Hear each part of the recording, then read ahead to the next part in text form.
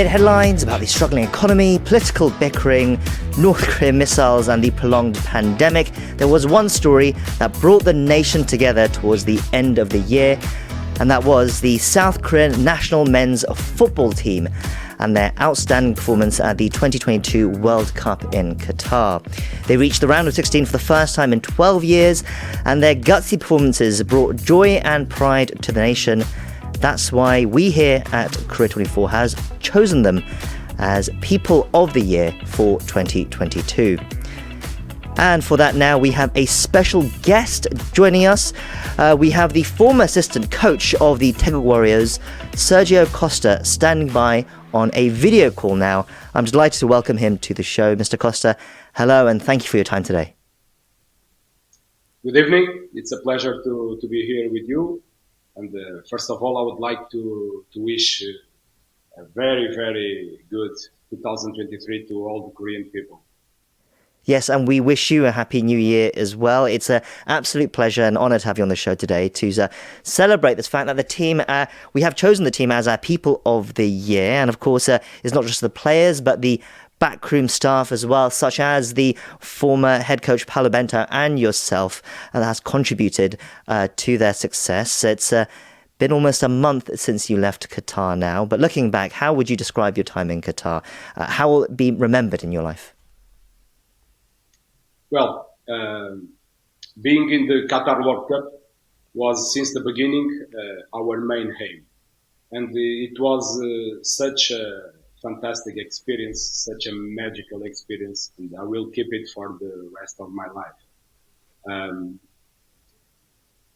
When I remember the times that we passed all together, 22 days, 4 matches, a lot of training sessions, a lot of meetings, individual meetings, collective meetings, I have 2 points that I will never forget. First of all, the commitment that all the staff, the commitment that all the players and the technical staff had to achieve one aim. The second one was clear, the good results that we achieved, and the fantastic experience that we could give to all the Korean people. This was for them, was for our country, for all the Korean people, because they really deserve it. Sure, it was a great time for the fans, and we'll remember it for a long time, I feel. Let's relive some of the moments, though. Uruguay was South Korea's first opponent at the World Cup. They are a team known for their top strikers, of course, such as Luis Suarez and Edison Cavani, and many would have expected South Korea perhaps to play on the back foot, to play defensively, but Korea went toe-to-toe with them, even though it ended in a 0-0 draw. Korea very much impressed. Was that the game plan ahead of the match? And how impressed were you that the players were able to pull that off? I understand that for the general public, Suarez and Cavani are the most known players of Uruguay. But our game plan was different. In our opinion, the engine of the car, the engine of the team, were Bentancur and Valverde. And our idea, our game plan was lock those two midfielders, in order they don't be so influenced as usually they are. So our main idea was drive them to the sides, avoid that Valverde and Bentancur receive the ball, and after that we will press a lot on the corners. Offensively, our idea was play outside of their block. We knew that they are really strong in their pressure. Uruguay is a really aggressive team, and we don't want to be pressed from behind. So our idea was try to find the depth space and the spaces around their block, not inside. Sure, and the players, they seem to have pulled off the tactics well, and the performance really raised people's hopes against the next opponent, Ghana. which ended up being a very exciting game, but one which Team Korea lost 3-2. And also head coach Paulo Bento was shown a red card at the end after a heated exchange with the referee. How frustrating was that game, and what went through your mind when you saw that Bento had received the red card? Well, first of all, it was a really unfair result. We played really well, and we deserved not even drew the match, but we deserved to win that match. Then, answering to the second question, I feel sad for Paulo. Paulo is one of my best friends. He's a very good professional, and he didn't deserve that. I was there. Paulo, until the moment of the send-off, Paulo didn't say nothing bad to the referee. He was just asking why he didn't allow, like in the first half he did, why didn't allow that the corner was kicked? Because it was a chance. And the referees should understand also that there are a lot of emotions in the air. And we are just human beings, and it should be a little bit more wise in that moment. But honestly, I feel bad. I feel bad for Paulo. We want the best for our friends. We want the best for our team, and it was a bad moment for everybody. Sure, the red card meant that Coach Bento could not be in the dugout for the final group game against Portugal, which meant it could have been his final game for South Korea as well. You ended up being in charge for that match, in fact, and that's probably where most Korean fans will know you from, overseeing the team from the sidelines for that Portugal game. How did it feel to be in that position to lead the team for that final group game? Did you feel any pressure because there was so much on the line as well? No, I didn't feel any pressure. I will confess you one thing that I didn't say to anybody. 8 days before of that match, my daughter was in the hospital, and in the day of the match, she's still there. And 2 hours before the match, she left the hospital and she was okay. So this is the big pressure that I have in my life. Wow. Okay. The big pressure everybody should feel in their life. Then it was just a game. It was just a game. My only doubt on that game is how I could react. I would react in the moment of the anthems. This was my big doubt. Then, when the anthems finished, it was just a normal game.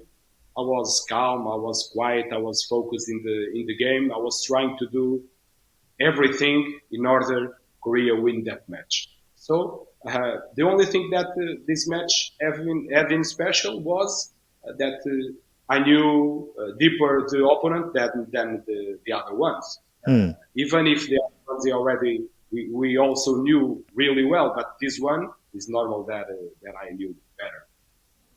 Right, so you're going up against Portugal. You're obviously your home country. You're in Portugal now, I understand, as well. Did you have mixed emotions going against the team? No, as I told you before, only in the moment of the anthems. I decided to sing both anthems. Maybe a little bit better the Portuguese one than the Korean one, but I already know the Korean one also. But after that, it was just a regular game. Sure. And we would do everything to win. It was a nail-biting end to that game as well. You needed to win. South Korea needed to win and also have the results in the other game, the Uruguay-Ghana game, end in our favour to advance to the next round.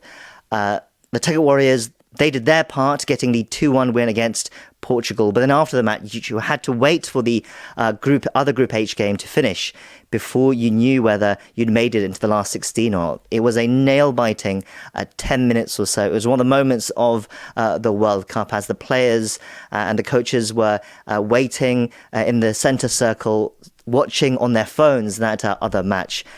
What was going through your mind at the time, and then how did it feel when you finally found out the result? Well, immediately after, the feeling was that we did our part. We did what we could control, and what we could control is win the match against Portugal. After that, were difficult times. We could not control anything in the other match, but the energy that we felt on that time, when all the people united in a circle, and almost like carrying the 55 million Korean people together, representing that, was with a lot of faith, a lot of hope, and for sure God would be with us because we deserve it. Since the first match of the World Cup, we deserve that. We compete in our limits, and only with that kind of performance we would be able to achieve our main aim. And in that moment, the eight long minutes after the match, we were all together, hoping that the result would be good for us and we go through to the next round.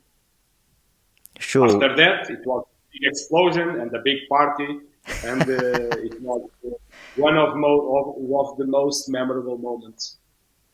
Yes, I imagine the celebrations were wild and joyous, and it also meant that the coach Paulo Bento was in the dugout for one more game with South Korea in the round of 16. Of course, South Korea lost to Brazil, a very strong Brazil, 4-1. But even so, the country was very proud of how the Tech Warriors battled and how they fought their way to the top 16. Looking back, how would you assess the team's performance, and what was it that made them special and made them fight so hard, do you think? The team performance since the beginning was something that we could imagine that would be like this. Our players used to play on their limits, and only in the limits we could be able to achieve our main aim, that was go to the round of 16.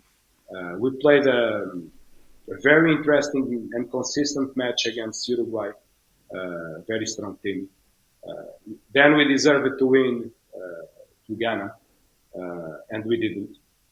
But immediately after the game of against Ghana, we thought, when we analyzed the match, we thought we have chances to go through.